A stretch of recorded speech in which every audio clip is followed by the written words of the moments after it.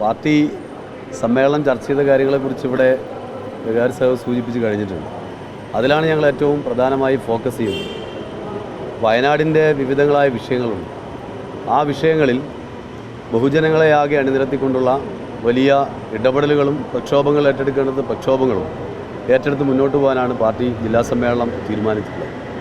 അതോടൊപ്പം തന്നെ പാർട്ടിയുടെ ബഹുജന പിന്തുണ കൂടുതൽ വർദ്ധിപ്പിക്കുന്നതിനാവശ്യമായ പ്രവർത്തനങ്ങൾ ഈ സമ്മേളനം പ്ലാൻ ചെയ്തിട്ടുണ്ട്.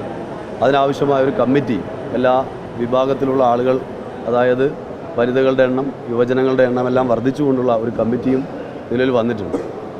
ആ കമ്മിറ്റിയുടെ നേതൃത്വത്തിൽ, സംസ്ഥാന നേതൃത്വത്തിൻ്റെ എല്ലാം പിന്തുണയോടുകൂടി വലിയ രൂപത്തിലുള്ള ഇടപെടൽ നടത്താനാണ് തീരുമാനിച്ചിട്ടുള്ളത്. അത് നിങ്ങളുടെ എല്ലാം പിന്തുണ ആ കാര്യത്തിലുണ്ടാവണം. കാരണം വയനാട് പിന്നോക്ക ജനവിഭാഗങ്ങൾ ഒരുപാട് താമസിക്കുന്ന ഒരു ജില്ലയാണ്. ആദിവാസി മേഖലയിലുള്ള ആളുകളുണ്ട്, തൊഴിലാളികൾ, തോട്ടം തൊഴിലാളികൾ ഉൾപ്പെടെയുള്ള ആളുകളുണ്ട്. അങ്ങനെ ഏറ്റവും പ്രയാസം അനുഭവിക്കുന്ന ഒരുപാട് ആളുകളുള്ളതാണ്. അവരുടെ ജീവിത പ്രശ്നങ്ങൾ പരിഹരിക്കുക എന്നതാണ്, അവരെ കൂടുതൽ അവരുടെ ജീവിതം നല്ല നിലയിലേക്കാക്കി മാറ്റുക എന്നതിനാണ് കമ്മ്യൂണിസ്റ്റ് പാർട്ടി എന്ന നിലയിൽ CPM ആ നിലയിലാണ് നേതൃത്വം കൊടുക്കുന്നത്. അത്തരത്തിലുള്ള പ്രവർത്തനങ്ങൾക്ക് നേതൃത്വം കൊടുക്കാൻ തന്നെയാണ് ജില്ലാ സമ്മേളനം ഇപ്പോൾ തീരുമാനിച്ചിട്ടുള്ളത്. ആ പ്രവർത്തനങ്ങളുമായി മുന്നോട്ട് പോകും. അതിനാവശ്യമായതുള്ള തീരുമാനങ്ങളാണ് സമ്മേളനം കൈക്കൊണ്ടിട്ടുള്ളത്. അല്ല, അതിപ്പം പറഞ്ഞല്ലോ, ഇവിടെ പാർട്ടി സംസ്ഥാന കമ്മിറ്റിയും കൂടെ കയറി സഖാവിവിടെ സൂചിപ്പിച്ചല്ലോ. ഇതിൽ പാർട്ടി സമ്മേളനവും പാർട്ടിയും തീരുമാനിക്കുന്ന കാര്യങ്ങളാണ്. അതിൽ ആ ഉത്തരവാദിത്വം ആരെങ്കിലും ഒരാൾ നിർവഹിക്കുക എന്നുള്ളതല്ല, എല്ലാവരും കൂടെ കൂട്ടായി നിർവഹിക്കുക എന്നുള്ളതാണ് കമ്മ്യൂണിസ്റ്റ് പാർട്ടിയുടെ രീതി. ആ നിലവിൽ അങ്ങനെയാണ് നിർവഹിച്ചുകൊണ്ടിരിക്കുന്നത്. അതേ നിലയിൽ തന്നെ കൂട്ടായി തന്നെ ഈ ഉത്തരവാദിത്തങ്ങളെല്ലാം നിർവഹിക്കും. അതിന് വ്യക്തിക്കൊന്നും പ്രാധാന്യമില്ല. എല്ലാവരും ഒന്നിച്ചൊരു കമ്മിറ്റി എന്ന നിലയിൽ ഉള്ള പ്രവർത്തനമാണ് നടത്തുക. ആ നിലയിൽ തന്നെ പ്രവർത്തനം നടത്തി മുന്നോട്ട് പോകും.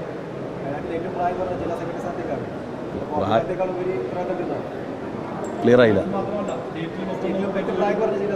അല്ല, പറഞ്ഞല്ലോ, നമ്മൾ കൂട്ടായ നേതൃത്വമാണ്. വ്യക്തിക്ക് പ്രാധാന്യമില്ല. പ്രായത്തിലോ വ്യക്തിക്കോ കമ്മ്യൂണിസ്റ്റ് പാർട്ടിയിൽ ഒരു പ്രാധാന്യമില്ല. പകരം കൂട്ടായ നേതൃത്വം എന്ന നിലയിലാണ് എല്ലാ കാലത്തും കമ്മ്യൂണിസ്റ്റ് പാർട്ടി പ്രവർത്തിക്കുന്നത്. ഇപ്പോഴും അങ്ങനെ തന്നെയാണ്, ഇനിയും അങ്ങനെ തന്നെയാണ്. അല്ല, എല്ലാ വിഭാഗത്തിലുള്ള ആളുകളെയും പാർട്ടി കൂട്ടിപ്പിടിച്ചുകൊണ്ട് തന്നെയാണ് മുന്നോട്ട് പോകുന്നത്. യുവജന മേഖലയിൽ നിന്ന് പാർട്ടി തന്നെ തീരുമാനമെടുത്തിട്ടുണ്ട് പല കമ്മിറ്റികളിലൊക്കെ ആളുകളെ ഉൾപ്പെടുത്തുന്നത് സംബന്ധിച്ച്. പാർട്ടി പുതിയ തലമുറയെ കൂടെ അഡ്രസ്സ് ചെയ്യുന്ന പാർട്ടിയാണ് കമ്മ്യൂണിസ്റ്റ് പാർട്ടി. ആ നിലയിൽ യുവജന പ്രാതിനിധ്യം നല്ല നിലയിലുണ്ട്, മഹിളകളുടെ പ്രാതിനിധ്യമുണ്ട്, ആദിവാസി ജനവിഭാഗം വയനാടിൻ്റെ സവിശേഷമായ സാഹചര്യത്തിൽ പ്രാതിനിധ്യം ഇവിടെയുണ്ട്. അപ്പോൾ എല്ലാവരും ആ നിലയിൽ പ്രാതിനിധ്യം കൊടുത്തിട്ടുണ്ട്. യുവജനങ്ങൾ ഏറ്റവും പ്രധാനപ്പെട്ട ഒരു വിഭാഗമാണ്. ഒരു നാടിൻ്റെ മുന്നേറ്റത്തിനൊക്കെ ഏറ്റവും പ്രധാനപ്പെട്ട വിഭാഗമാണ്. ആ നിലയിൽ യുവജനങ്ങൾക്കും അർഹമായ പ്രാതിനിധ്യം സ്വാഭാവികമായിട്ടും പാർട്ടി ഇപ്പോൾ നൽകുന്നു.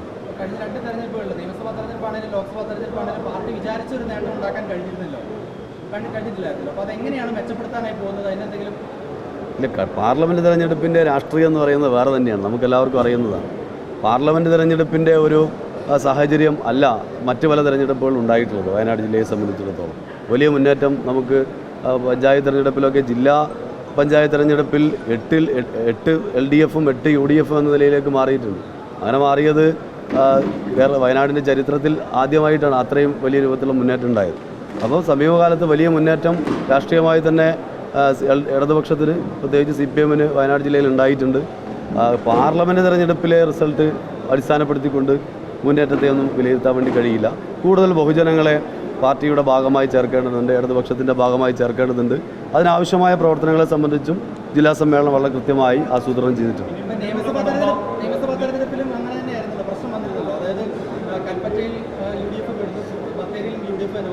അല്ല, അതിന് പാർലമെൻറ്റ് തെരഞ്ഞെടുപ്പിൽ 2019 കിട്ടിയ വോട്ടല്ലല്ലോ നിയമസഭാ തെരഞ്ഞെടുപ്പിൽ 2021 കിട്ടിയത്.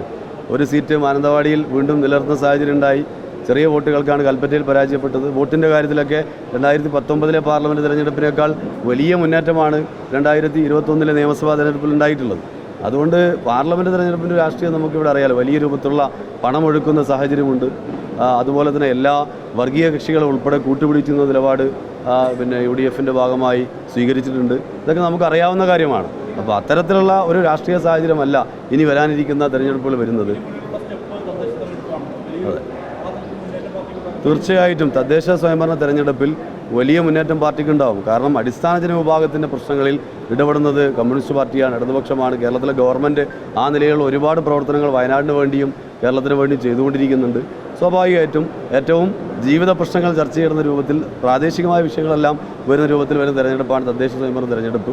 അതുകൊണ്ട് തന്നെ വലിയ വിജയം തദ്ദേശ സ്വയംഭരണ തെരഞ്ഞെടുപ്പിൽ ഉണ്ടാവും. അതിനുവേണ്ടിയുള്ള പ്രവർത്തനങ്ങളുമായി ഞങ്ങൾ മുന്നോട്ട് പോകും.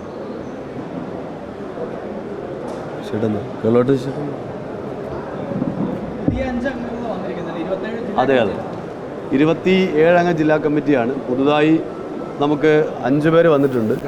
ഒന്ന് വൈത്തിരി പാർട്ടിയുടെ ഏരിയ സെക്രട്ടറി സഖാവ് യൂസഫാണ്.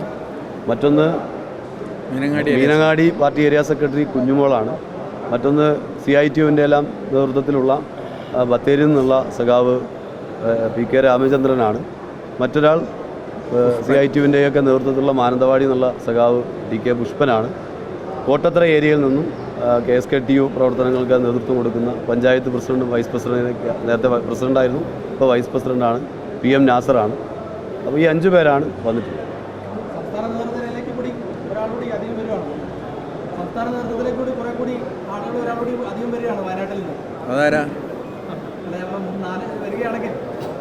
അതെല്ലാം സംസ്ഥാന സമ്മേളനത്തിലല്ലേ തീരുമാനിക്കുക.